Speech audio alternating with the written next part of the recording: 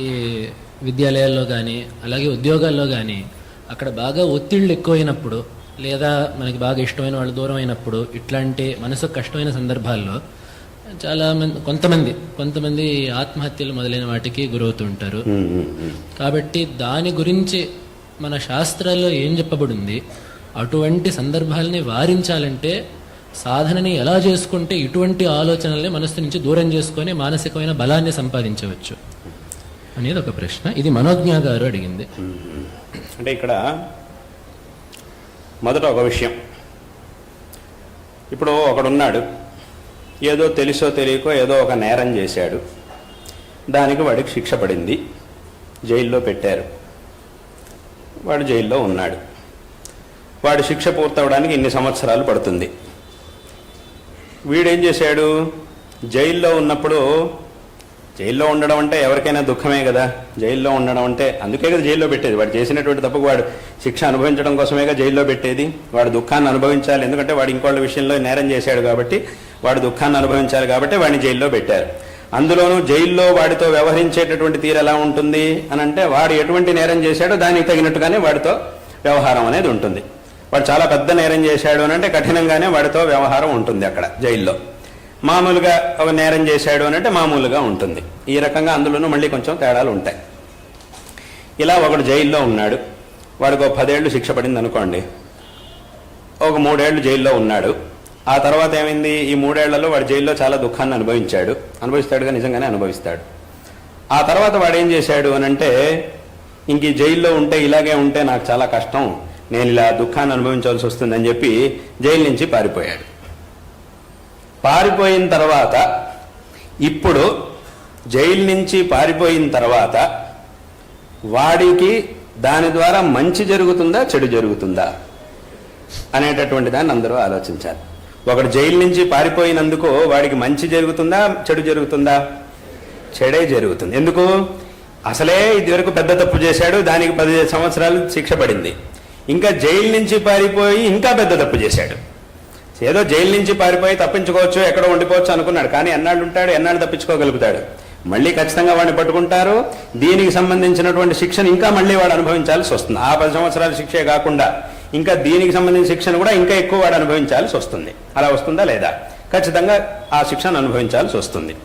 ఈ ఆత్మహత్య చేసుకోవడం అనేది కూడా అలాంటిది, జైలు నుంచి పారిపోవడం లాంటిది. ఎందుకు? సంసారంలో ఏదో జన్మల్లో ఎన్నో తెలిసో తెలియకో ఏవేవో పాపాలని చేసినప్పుడు దాని యొక్క ఫలితంగా మనిషికి దుఃఖములు ఇవన్నీ కూడా వస్తూ ఉంటాయి. ఈ జన్మ అనేది వచ్చింది, ఈ జన్మలో రకరకాల దుఃఖాలు ఇవన్నీ కూడా ఆ కర్మల్ని బట్టి వస్తూ ఉంటాయి.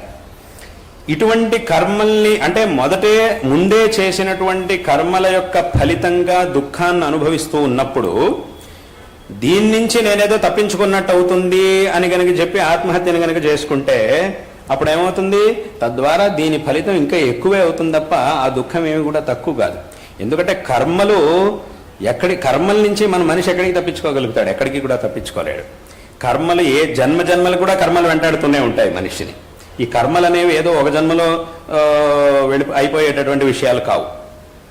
ఇప్పుడు ఒక వ్యక్తిని మోసం చేశాడు, ఎవరినైతే వీడు మోసం చేశాడో ఆ వ్యక్తి నుంచి వీడు తప్పించుకోగలడే తప్ప ఆ మోసం చేయడం అనే పాపం ఏదైతే ఉందో దాని నుంచి మాత్రం వీడు తప్పించుకోలేడు. అది ఏదో ఒక రోజు తప్పకుండా వీడికి ఫలితాన్ని ఇస్తుంది. అది ఈ జన్మలోనైనా సరే, ఏదో ఈ జన్మలో వాడు కిందటి జన్మలో ఏదో పుణ్యం చేశాడు కాబట్టి వెంటనే దాని ఫలం వీడికి రాకపోయి ఉండొచ్చు. వీడి ఇంకోటికి చేసిన మోసం యొక్క ఫలం వెంటనే వాడికి రాకపోయి ఉండొచ్చు, కానీ తర్వాత అయినా ఖచ్చితంగా దాని ఫలం అనేది వాడికి రానే వస్తుంది. ఎందుకంటే ఈ జన్మలకి, ఈ పాపాలకి, ఈ కర్మలకి, అది మంచి పనైనా చెడ్డ పనైనా వాటికి ఈ జన్మలతో సంబంధం ఉండదు. చేసిన వాడితోనే సంబంధం తప్ప జన్మలతో సంబంధం ఉండదు. కాబట్టి చేసిన వాడు ఏ జన్మలో ఉన్నా సరే వాడి దగ్గరికి వెళ్తుంది, వాడికి ఆ ఫలాన్ని ఇస్తుంది. కాబట్టి ఇక్కడ ఈ ఆత్మహత్య చేసుకోవడం అనేది అంటే జీవితంలో ఇందాక చెప్పినట్టుగా చాలా దుఃఖమైనటువంటి సందర్భాలు రావచ్చు. అవి రావని కాదు, తప్పకుండా జీవితంలో దుఃఖాలు అనేవి వస్తాయి. కానీ దుఃఖం అనేది వచ్చింది కాబట్టి ఇటువంటి పని కనుక చేస్తే అది ఎలా ఉంటుంది అని అంటే, ఉన్నవాడు అసలుగానే జైల్లో ఉన్నవాడు ఇంకా జైలు నుంచి తప్పించుకునే పని చేస్తే అప్పుడు అది ఇంకా ఎంత పెద్ద అపరాధమై అది తర్వాత వాడికి ఇంకా ఎంత కష్టం అనేది వస్తుందో ఇక్కడ కూడా అలాగే అవుతుంది. కాబట్టి ఈ ఆత్మహత్య అనేటటువంటిది అందువల్ల అంటే ఇదంతా కూడా నేను శాస్త్రం గురించి తర్వాత చెప్తాను. శాస్త్రంలో ఏముందనేది తర్వాత చూద్దాం. మామూలుగా లౌకికంగా మనం ఆలోచించినప్పుడు దీని యొక్క తత్వం అనేది ఇది. ఇంకా శాస్త్రముల్లో అయితే అందుకోసమే, అందువల్లనే ఈ ఆత్మహత్య చేసుకోవడం అనేది పాపం అని శాస్త్రంలో చెప్పారు. ఎందుకు అనంటే ఈ ఆత్మహత్య చేసుకోవడం వల్ల ఏమవుతుంది, నీకు ఇంకా దుఃఖం అనేది ఏదో ఈ జన్మలో నేను అందరి నుంచి తప్పించుకున్నవాడిని అయిపోతాను అని అనుకుంటావు తప్ప అది అక్కడికి పూర్తవదు. ఎందుకంటే కర్మ అనేది ఉన్నది కాబట్టి, ఇది ఒక కర్మ కాబట్టి. నువ్వు ఆ వ్యక్తుల నుంచి తప్పించుకున్నా కూడా ఇంకా ఆ పాపములు, ఆ ఫలములు అవి ఏవైతే ఉంటాయో అవి ఖచ్చితంగా రానే వస్తాయి. దాని ఫలాన్ని ఎక్కడైనా సరే అనుభవించాల్సి వస్తుంది. కాబట్టి ఏం చేయాలి అయితే, ఇప్పుడు ప్రశ్న ఏమైంది, సరే అయితే అలాగైతే ఆత్మహత్య చేసుకోవడానికి, ఇప్పుడు ఆత్మహత్య ఎందుకు చేసుకుంటున్నారు, ఈ కష్టాలను తట్టుకోలేక చేసుకుంటున్నారు. ఇప్పుడు ఆత్మహత్య చేసుకోకూడదు అన్నారు, మరి వీటిని తట్టుకోవాలి అని అన్నట్టు అయింది. వీటిని తట్టుకునే సామర్థ్యం మాకు లేదు కదా, మరి ఏం చేయాలి అని అంటే ఇక్కడ మనం తెలుసుకోవాల్సినటువంటి విషయం ఏమిటంటే, ఎప్పుడైతే మనం దుఃఖాన్ని అనుభవిస్తున్నామో దాని అర్థం మనం చేస్తున్నటువంటి పాపం అంతా క్షీణమైపోతోంది అని దాని యొక్క అర్థం. ఈ విషయాన్ని మనం చక్కగా తెలుసుకోవాలి. మనం చేస్తున్నటువంటి పాపం ఏదో జరిగింది, తెలుసో తెలియకో జరిగింది, అది దీని ద్వారా క్షీణమైపోతోంది, తప్పకుండా ఇప్పుడు దీని ద్వారా క్షీణమయ్యి తర్వాత తప్పకుండా నాకు సుఖం అనేది లభిస్తుంది అనేటటువంటి ఆ దృఢమైన మనస్సు మనకి కావాలి. అది ఉంది గనక, అది ఉంటే గనక ఎంత పెద్ద కష్టాన్నైనా సరే, ఎంత దుఃఖాన్నైనా సరే మనం తట్టుకొని ఖచ్చితంగా నిలబడగలుగుతాం, ఖచ్చితంగా మనకి మంచి జరుగుతుంది అనేటటువంటి విషయంలో ఏమాత్రం సందేహం లేదు. నిజానికి మనం సుఖాన్ని అనుభవిస్తున్నప్పుడే ఆలోచించాలి. ఏమిటి అంటే, నేను సుఖాన్ని అనుభవిస్తున్నాను అంటే నేను చేసిన పుణ్యం అంతా అయిపోతుంది అని దాని అర్థం. సుఖం పుణ్యం నుంచి సుఖం వస్తుంది. సుఖాన్ని అనుభవిస్తున్నప్పుడు దాని అర్థం ఏమిటి, నేను చేసిన పుణ్యం అంతా తగ్గిపోతుందని అర్థం. దుఃఖాన్ని అనుభవిస్తున్నప్పుడు నేను చేసిన పాపం అంతా పోతోంది అని అర్థం.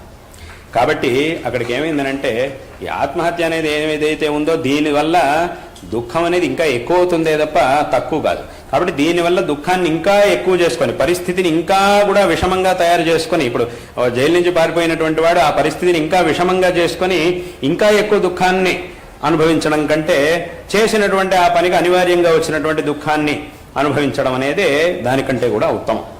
కాబట్టి ఏదో కర్మ వల్ల ఇటువంటి ఒత్తిళ్లు, ఇటువంటి సమస్యలు, మానసికంగా ఏవేవో రకరకాల ఎందుకంటే సమస్యలు అందరికీ ఉండనే ఉన్నాయి. నిజంగా చాలా సమస్యలు ఉన్నాయి, అందులో ఏమాత్రం సందేహం లేదు. పాపం చాలామంది ఎంతో దుఃఖపడుతూ ఉంటారు. కానీ అందరూ కూడా తెలుసుకోవాల్సిన విషయం ఏమిటంటే, మనకంటే కూడా దుఃఖపడేవాళ్ళు ఇంకా చాలామంది ఉండనే ఉంటారు ప్రపంచంలో. వాళ్ళతో కనుక పోలిస్తే మనకున్నటువంటి దుఃఖం అనేది చాలా తక్కువ. కాబట్టి ఇది కూడా ఒకటి ఉంది, ఒక విషయం ఉంది. ఇంకా చాలా దుఃఖం ఉన్నవాళ్ళు చాలామంది ఎంతోమంది ఉండనే ఉన్నారు ప్రపంచం. వాళ్ళ గురించి మనకు తెలియదు అంతే.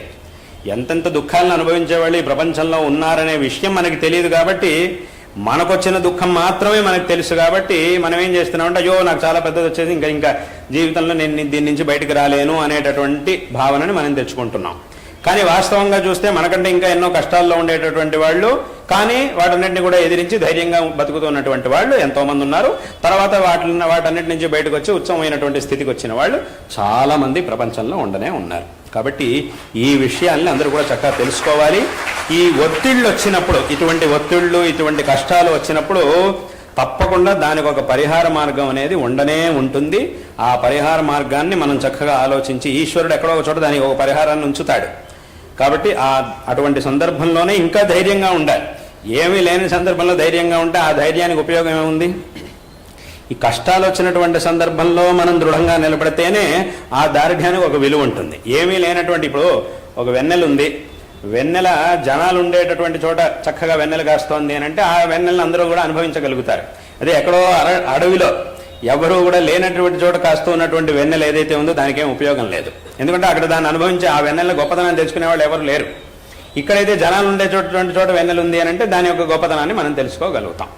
కాబట్టి ఆ వెన్నెలకి ఎక్కడ విలువ అనంటే, ఎవరైతే దాన్ని గొప్పతనాన్ని తెలుసుకొని దాన్ని అనుభవించేటటువంటి జనాలు ఎక్కడ ఉంటారో అక్కడ దానికి విలువ. కాబట్టి ప్రతిదానికి ఒక చోట విలువ అనేది ఉంటుంది. కాబట్టి ఆ ఒక దార్ఢ్యాన్ని తెచ్చుకోవాలి.